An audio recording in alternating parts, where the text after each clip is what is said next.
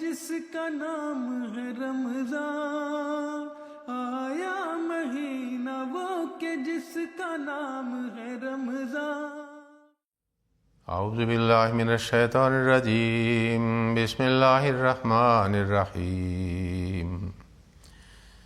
یا ایہا الذین آمنوا کتب علیکم الصیام کما کتب علی الذین من قبلکم لعلکم تتقون۔ Ô vous qui croyez, le jeûne vous est prescrit, tout comme il a été prescrit à vos devanciers, afin que vous soyez à l'abri du mal. Dans le dars d'aujourd'hui, je présenterai comme quelque chose comme une préparation du mois de Ramadan. C'est la nature humaine que lorsqu'il fait un programme pour un travail quelconque, alors il fait une préparation. Et cette préparation est, c'est-à-dire commencer bien avant ce travail. Et cela, c'est selon l'importance de ce travail aussi. Parce que si on a fait une préparation, donc l'homme, avec sa conscience, avec sa détermination pour mieux travailler et pour mieux accomplir, c'est-à-dire ce travail. Tel était le cas de Ramadan. Nous trouvons dans les livres de hadith que le saint prophète sallallahu alayhi wa sallam, avant le début de Ramadan, il faisait un discours. Dans ce discours, il mentionnait l'importance et les bénédictions du mois de Ramadan. Et son objectif et l'intention était que les fidèles commencent à se préparer pour mieux observer le mois de Ramadan. Parce que nous savons très bien que plus en plus nous connaissons, nous savons l'importance de quelque chose, le bénéfice de quelque chose, bénédiction dans quelque chose. Plus en plus nous sommes attentifs et plus en plus nous faisons des préparations sérieusement. Alors Hadrat Salman radiyallahu ta'ala anhu rapporte que khatabana Rasulullah sallallahu alayhi wa sallam fi akhir yawm min Sha'bana فقال يا أيها الناس قد أذلكم شهر عظيم مبارك شهر فيه ليلة خير من ألف شهر جعل الله صيامه فريضة وقيام ليله تطوعا من تقرب فيه بخصلة من الخير كان كمن أدى فريضة فيما سواه ومن أدى فريضة فيه كان كمن أدى 70 فريضة فيما سواه وهو شهر الصبر والصبر ثوابه الجنة وشهر المواساة وشهر يزاد فيه رزق المؤمن من فطر فيه صائما كان له مغفرة لذنوبه وعتق رقبته من النار وَكَانَ لَهُ مِثْلُ أَجْرِهِ مِنْ غَيْرِ أَنْ يَنْتَقِصَ مِنْ أَجْرِهِ شَيْءٌ قُلْنَا يَا رَسُولَ اللَّهِ صَلَّى اللَّهُ عَلَيْهِ وَسَلَّمَ لَيْسَ كُلُّنَا نَجِدُ مَا نُفَطِّرُ بِهِ الصَّائِمَ فَقَالَ رسول الله صلى الله عليه وسلم يؤتي الله هذا الثواب من فطر صائما على مزغة لبن أو تمرة أو شربة من ماء ومن أشبع صائما سقاه الله من حوض شربة لا يظمأ حتى يدخل الجنة وهو شهر أوله رحمة وأوسطه مغفرة وآخره عتق من النار ومن خفف عن مملوكه fihi ghafarallahu lahu wa atakahu minan nar. Ce hadith se trouve dans le livre de hadith Mishkat. Dans ce hadith, dans ce sermon, le saint prophète sallallahu alayhi wa sallam a mentionné au moins ces 16 points dans lesquels l'importance du mois de Ramadan, bénédiction du mois de Ramadan et aussi le devoir d'un croyant à l'égard de ce mois béni. Le premier point qu'il a mentionné est que le saint prophète sallallahu alayhi wa sallam avait fait ce sermon le dernier jour de Sha'ban, le mois précédent de Ramadan, dans lequel il a dit aux gens, demain, c'est le début d'un grand mois. Ça veut dire, le Ramadan, le mois de Ramadan est déclaré par le saint prophète sallallahu alayhi wa sallam un grand mois. Ça veut dire, il y a une distinction entre le mois de Ramadan et le reste des mois de l'année. C'est un mois très béni. Ça veut dire qu'il y a beaucoup de bénédictions dans ce mois. Troisième point, il a dit, il y a aussi une nuit qui est plus bénie que 1000 mois. Ce point existe aussi dans le Saint-Coran, dans Surat Al-Qadr, que Laylatul Qadr khayrun min alfi shahr. Okay. Et le 1000 mois sont plus que 80 ans de la vie de l'homme. Ça veut dire que c'est la vie, âge maximum de quelqu'un. Et une nuit égale à la vie, c'est-à-dire à la vie entière de l'homme. Cela signifie qu'il y a la possibilité que l'homme, durant ce moment de Ramadan, fait quelque chose avec une telle détermination et la sincérité et la fidélité qui peut changer sa vie entière. Et ce moment est plus béni que le reste de sa vie. C'est ça signifie Laylatul Qadr. Puis le quatrième point, le saint prophète sallallahu alayhi wa sallam a mentionné dans ce sermon, Allah Tout-Puissant a rendu le jeûne pendant les jours de ce mois obligatoire. Donc les musulmans doivent considérer que les jeûnes du mois de Ramadan sont obligatoires. Okay, ces jeûnes ne sont pas une option que quelqu'un, s'il a envie, il l'observe, s'il n'a pas envie, il peut ignorer complètement. Non. Chaque musulman ou musulmane qui est adulte, qui n'est pas malade, alors doit observer le mois de Ramadan. Le 29 jours ou le 30 jours. C'est une obligation. Et puis il a dit, et puis Allah a recommandé la prière pendant ces nuits. La prière nocturne, c'est le tahajjud, que après avoir dormi, on se réveille et on fait la prière, c'est-à-dire optionnelle, de tahajjud, le nawafil. C'est une pratique du saint prophète sallallahu alayhi wa sallam, une telle pratique qu'il était régulier pour ce prière de tahajjud. Et aussi, cette prière de tahajjud est pratique des savants pieux, c'est-à-dire de l'islam. Donc, dans le mois de Ramadan, Allah a recommandé de faire la prière de tahajjud. Ça veut dire avant l'aube, avant, c'est-à-dire qu'on commence à prendre le repas de matin pour commencer le jeûne, on doit faire le tahajjud, puis on prend le repas, et puis on se prépare pour la prière de Fajr.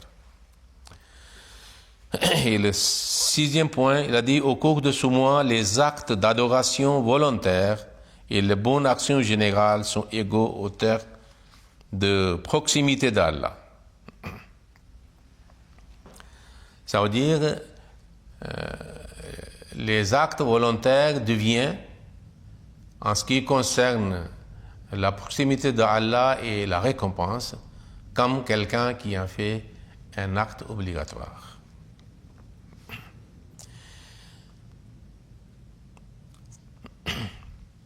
Une personne qui accomplit régulièrement des actes obligatoires au cours de ce mois recevra 70 fois la récompense des actes obligatoires des autres mois.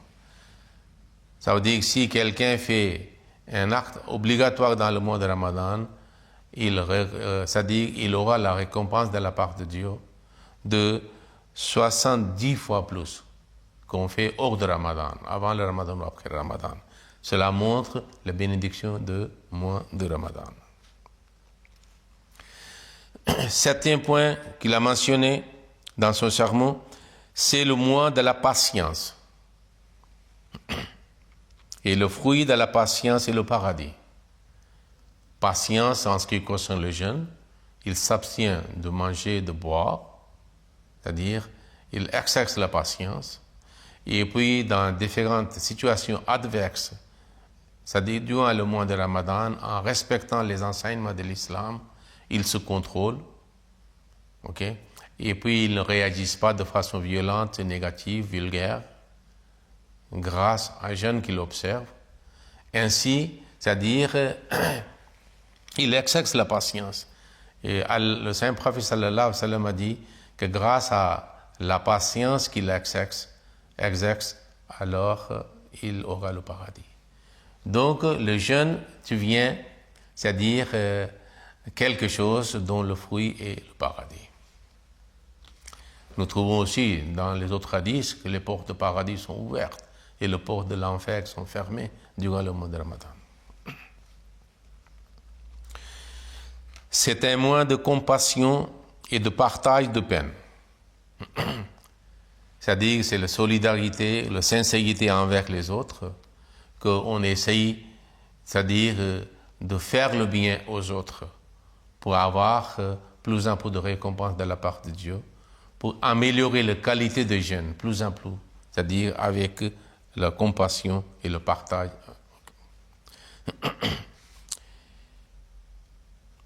Le 11e point, en ce mois, la substance. La subsistance du croyant est augmentée. Parce que c'est Allah qui met la bénédiction dans la provision de l'homme, okay, dans la nourriture de l'homme. Lorsqu'il dépense pour les autres, comme la charité, okay, pour nourrir les pauvres, c'est-à-dire et ceux qui ont besoin. Donc ainsi Allah bénit dans la provision de l'homme. Et grâce à cela, c'est-à-dire et sa subsistance est augmentée. Le 12e point que le saint prophète sallallahu alayhi wa sallam a mentionné dans son sermon, et en ce mois, celui qui nourrit un jeûneur verra ses péchés pardonnés. Ça veut dire celui qui offre comme iftar pour rompre, pour la rupture du jeûne, c'est-à-dire quelque chose à un croyant, alors ainsi ses péchés sont pardonnés. Son cou sera libéré du faux. Ça devient un moyen pour la protection contre le faux, contre l'enfer. Et recevra une récompense similaire à celle du jeûneur. Ça veut dire si quelqu'un offre quelque chose, un repas ou quelque chose pour la rupture du jeûne de son frère musulman, il aura la récompense comme lui-même il a observé les jeûnes aussi. Sans aucune diminution de la récompense du jeûneur. C'est pas que Dieu prend la récompense de cet iftar qu'il a offert pour la rupture du jeûne, il prend de récompense de celui qui a jeûné, que vous voulez offrir la rupture. Non, Allah donne de sa part à celui qui offre iftar quelque chose pour la rupture du jeûne. Et le 13e point qu'il a dit, lorsque le saint prophète sallallahu alayhi wa sallam a mentionné que quand quelqu'un offre quelque chose pour la rupture du jeûne d'un croyant frère, alors il dit au prophète sallallahu alayhi wa sallam, c'est-à-dire nous n'avons pas tous des moyens pour inviter quelqu'un à rompre le jeûne de manière digne. Cela montre quel était l'état économique des compagnons. La plupart des compagnons étaient pauvres, n'avaient pas beaucoup de moyens. Donc, il était soucieux pour cela, que si nous n'avons pas de moyens, alors nous serons privés de récompenses. ok, pour offrir quelqu'un le iftar, pour le rupture de jeûne. Alors le saint prophète sallallahu alayhi wa sallam a facilité la tâche en disant Allah Tout-Puissant accorde cette récompense à quiconque rompt le jeûne d'un jeûneur, ne serait-ce qu'avec une gorgée de lait, une date ou une gorgée d'eau.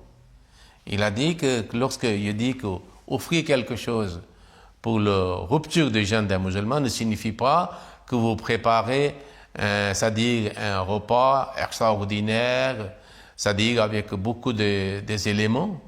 Okay? C'est pas comme une fête. Okay? Il dit que offrir, c'est-à-dire une petite quantité du lait, de l'eau, ou même des fois on dit que mélange d'eau et de lait, seulement pour la rupture du jeûne. Donc il aura aussi la récompense. Le 14e point que le saint prophète sallallahu alayhi wa sallam a mentionné, cependant quiconque nourrit un jeûneur jusqu'à ce qu'il soit plein, c'est-à-dire pour le faire rassasier, un bon repas, Allah Tout-Puissant lui donnera tellement d'eau à boire à ma fontaine le jour du jugement qu'il n'aura pas soif jusqu'à ce qu'il entre au paradis.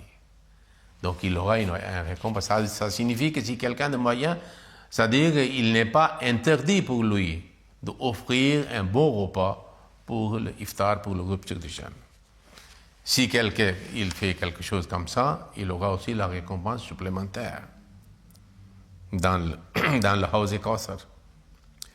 Puis le 15e point que le saint prophète sallallahu alayhi wa sallam a mentionné, rappelez-vous que le Ramadan est un mois dont la première partie contient un aperçu particulier de la miséricorde divine. Parce qu'il y a 3 parties. 10 jours par exemple. 10 jours, et le dernier, c'est le 10 ou 9 jours. Donc le saint prophète sallallahu alayhi wa sallam a divisé en 3 parties. La première partie, le premier 10 jours, c'est-à-dire, il dit, contient la miséricorde divine. Le deuxième 10 jours, c'est-à-dire la partie médiane, au milieu, les croyants c'est-à-dire sont bénis par un pardon spécial de Dieu. C'est maghfiraton, qu'il y aura la manifestation de attribut de Dieu qui est pardonnant. Et dans sa dernière partie, la liberté éternelle de l'enfer est décrétée. Si quelqu'un passe le Ramadan, comme le saint prophète a dit, comme Allah a mentionné, alors par la bénédiction de ce Ramadan, il aura la liberté, c'est-à-dire accordée par Allah de l'enfer. Donc, pour lui, les portes du paradis sont ouvertes. Le 16e point, il a dit, quiconque réduit le travail de ses subordonnés, durant ce mois, recevra également le pardon et la libération du feu. Ça, le saint prophète dans ce conseil dit qu'il faut avoir une considération pour les gens, les subordonnés qui travaillent avec vous, même si vous les payez. Ils sont salariés de votre part. Mais comme ils aussi jeunes, donc il faut, c'est-à-dire réduire leur fardeau de travail. Et vous aurez la récompense. Et eux aussi, ils pourront faire facilement le Ramadan. Et la récompense est la libération du feu.